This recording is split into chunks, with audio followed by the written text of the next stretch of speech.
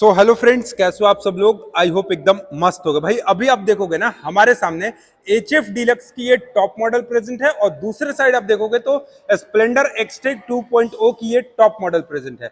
अब आपको आज के इस वीडियो में मैं बताने वाला हूं कि दोनों में से best value for money bike कौन सा है, क्योंकि अगर दोनों का इंजन के बारे में अगर बात करें तो दोनों में सेम इंजन है। यहाँ पे भी आपको 97 सीसी का इंजन मिलता है एच एफ डीलक्स में भी, और वहीं आप अगर स्प्लेंडर एक्सटेक 2.0 में जाते हो तो यहाँ पे भी आपको 97.2 सीसी का ही इंजन मिलता है। मतलब इंजन सेम है, बस अगर गेम है तो सिर्फ और सिर्फ फीचर्स का। तो कौन कौन सा फीचर्स आपको एक्स्ट्रा मिलता है, और 13,000 रुपए का प्राइस डिफरेंस है। तो अगर आप गलती कर दिए यहाँ पे तो बहुत बड़ा फंस जाओगे। 13,000 रुपए के चलते आप वो बहुत कुछ मिलने वाला है और बहुत कुछ नहीं भी मिलने वाला है। तो ये वीडियो में मैं आज सारा कुछ बताऊंगा कि 13,000 रुपए में आपको एक्स्ट्रा क्या कुछ मिलता है। तो सबसे पहले अगर वाइजर सेक्शन की मैं बात कर लूं तो देखो, सबसे पहले अगर एच एफ डीलक्स के वाइजर सेक्शन की तरफ देखें तो यहाँ पे आपको हेलोजन के हेडलाइट में मिलता है, जबकि हीरो स्प्लेंडर एक्सटेक 2.0 में अगर आप आते हो तो एलईडी लाइट्स मिलता है। तो अगर आप मार्केट में एलईडी लाइट्स अगर लगवाने जाते हो तो कम से कम 2-3 हजार रुपए तो आपका वही खर्चा हो जाता है। तो एक ज्यादा फीचर्स आपको स्प्लेंडर एक्सटेक में मिलता है एलईडी हेडलाइट्स का, जबकि एच एफ डीलक्स में आपको ये हेलोजन हेडलाइट के सेटअप पे देखने को मिलता है।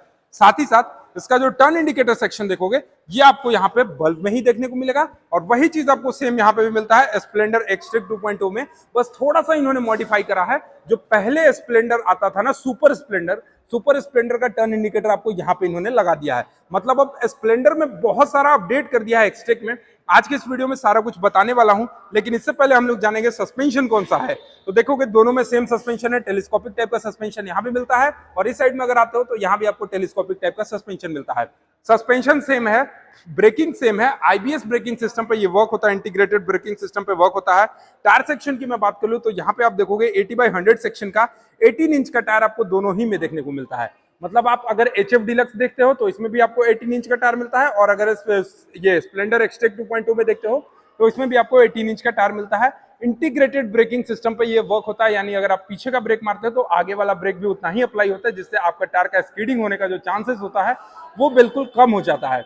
18 इंच का टायर मिलता है, ट्यूबलेस टायर मिलता है, और एलॉय व्हील के साथ मिलता है। बस इसमें क्या है कि सिल्वर कलर में एलॉय व्हील देखने को मिलेगा, और उसमें क्या है कि ब्लैक कलर में एलॉय व्हील देखने को मिलता है। बाकी फ्रंट में हेलोजन हेडलाइट मिलता है, इसमें आपको एलईडी हेडलाइट्स मिलता है। बाकी फ्रंट में आपको सारी चीजें दिख रही होंगी। अब बात करते हैं हम लोग फ्यूल टैंक की कैपेसिटी के बारे में। तो आप अगर एच एफ डीलक्स में देखते हो तो 9.6 लीटर का फ्यूल टैंक का कैपेसिटी मिलता है। यहाँ पे इसका जो फ्यूल टैंक का कैपेसिटी है वो 9.6 लीटर का है। इसमें इन्होंने कहीं भी 3D का कोई क्रोम का बेजिंग नहीं यूज करा है, सिर्फ और सिर्फ स्टिकरिंग और ग्राफिक्स के वजह से इसको बनाया है। और वहीं अगर बात करें ये स्प्लेंडर एक्सटेक 2.0 में ना, तो यहाँ पे आप देखोगे 3D में हीरो का बेजिंग मिलता है, स्प्लेंडर प्लस का बेजिंग 3D में मिलता है क्रोम के ट्रीटमेंट में, और एक्सटेक 2.0 आपको स्टिकरिंग में मिलता है।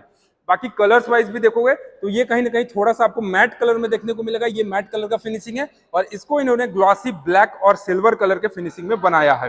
फ्यूल टैंक की बात करें तो 8 आपको यहाँ पे मिलेगा। इसमें लगभग 9 लीटर के आसपास आपको इसमें भी तेल मिल जाता है, और इसमें भी आपको 9.6 लीटर के आसपास। मतलब फ्यूल टैंक जो है वो दोनों का लगभग सेम है। इसमें आप देखोगे तो पावर स्टार्ट फ्यूल इंजेक्शन के साथ है, और यहाँ पे भी आप देखोगे तो ये फ्यूल इंजेक्शन के साथ है। अब भैया दोनों तो सेम है, ये टायर भी सेम है, ब्रेकिंग भी सेम है, इंजन भी सेम है, तो डिफरेंस क्या है? 13,000 रुपए क्यों एक्स्ट्रा देना है? तो 13,000 रुपए आपको इसलिए एक्स्ट्रा देना है क्योंकि इसका जो मीटर कंसोल देखोगे ना, ये आपको एनालॉग और डिजिटल मिलता है। अगर आप स्प्लेंडर एक्सटेक की तरफ देख रहे होगे तो आपको यहाँ पे डिजिटल मीटर कंसोल मिलेगा, और एच एफ डीलक्स की तरफ देख रहे होगे तो आपको एनालॉग मीटर कंसोल मिलता है। साथ ही साथ फीचर्स का भी बहुत बड़ा गेम है। यहाँ पे आप देखोगे तो इसमें आपको सिर्फ और सिर्फ i3s मिलता है, जिससे आपका माइलेज ज्यादा से ज्यादा दे सके। बाकी कोई खास फीचर्स आपको इसमें नहीं मिलता है। लेकिन वहीं अगर मैं आ जाता हूँ स्प्लेंडर एक्सटेक की तरफ, तो एक्सटेक में आपको बहुत सारे फीचर्स मिलते हैं, जैसे i3s तो उसमें भी था, इसमें भी है। यहाँ पे आपको हजार्ड लाइट का ऑप्शन मिलता है, पास लाइट का ऑप्शन मिलता है, ये देख रहे हो पास लाइट का ऑप्शन मिलेगा, हाई बीम लो बीम मिलता है, टर्न इंडिकेटर मिलता है, और मीटर कंसोल जो है इसका प्रॉपर डिजिटल मिलता है, जिसमें ब्लूटूथ कनेक्टिविटी भी मिलता है। इसके साथ साथ यहाँ पे आपको रियल टाइम माइलेज भी शो करता है, आपको यहाँ पे यूएसबी चार्जिंग सॉकेट भी दे देता है। मतलब जो मेन गेम है ना वो सिर्फ और सिर्फ इसके मीटर कंसोल पे टिका हुआ है। मैं आपको क्लियर एंड कट में बताऊं तो इसका मीटर कंसोल है स्प्लेंडर एक्सटेक 2.0 का डिजिटल मीटर कंसोल आया है, और हेडलाइट जो है वो एलईडी आया है। तो क्या इसी का 13,000 रुपए ले रहे हैं? नहीं। पीछे साइड से भी देखोगे तो इसका जो सीट है ना, पहले के स्प्लेंडर से थोड़ा सा बढ़ा दिया गया है। आप यहाँ पे इसका सीट देखोगे ना, पहले के स्प्लेंडर के मुताबिक थोड़ा सा इसके सीट को बढ़ाया गया है और कहीं ना कहीं इसको स्पॉटी लुक बनाया गया है। 4 स्पीड टॉप गियर बॉक्स के साथ आपको ये दोनों ही बाइक को देखने को मिलती है।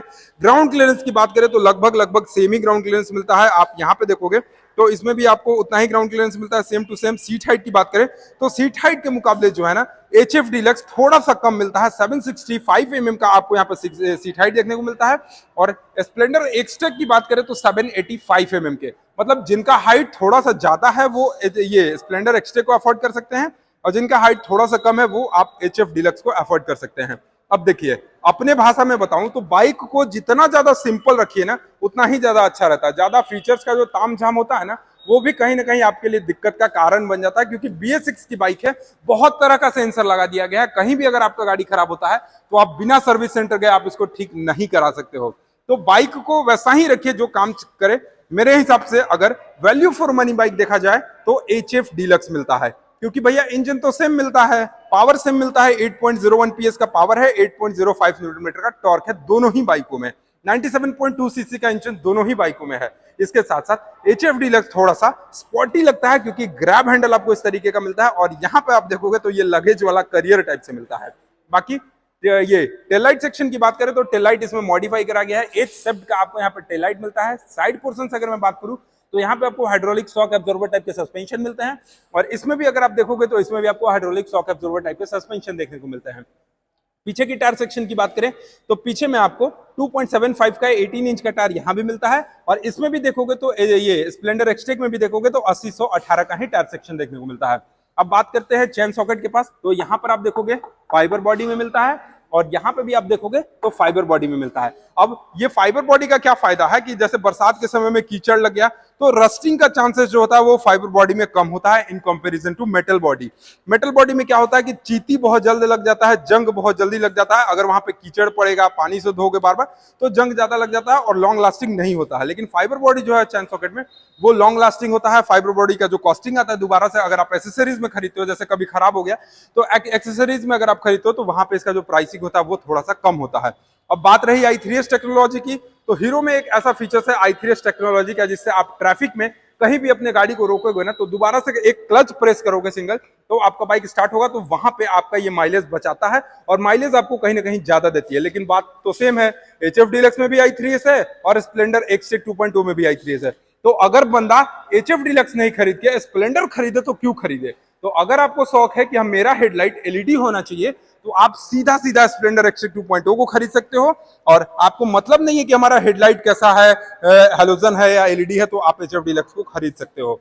इसके साथ साथ थोड़ा सा अगर आपको चाहिए कि हमें फीचर्स वाला बाइक चाहिए, हमें फीचर्स चाहिए, डिजिटल मीटर कंसोल चाहिए, ब्लूटूथ कनेक्टिविटी चाहिए, रियल टाइम माइलेज चाहिए, तो आप इस स्प्लेंडर को खरीद सकते हो और आपको माइलेज फीचर से कोई मतलब नहीं है, सिर्फ और सिर्फ बाइक चलाने से मतलब है, तो आप ऑफ कोर्स ये HF डीलक्स को परचेज कर सकते हो। अब हम बात करेंगे प्राइस डिफरेंस की कि प्राइस डिफरेंस कितना है।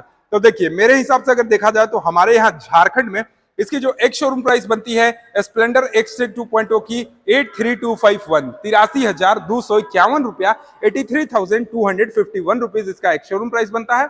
और वहीं HF डीलक्स की मैं एक शोरूम प्राइस की बात कर लूं तो लगभग 70,148 रुपीज बनता है।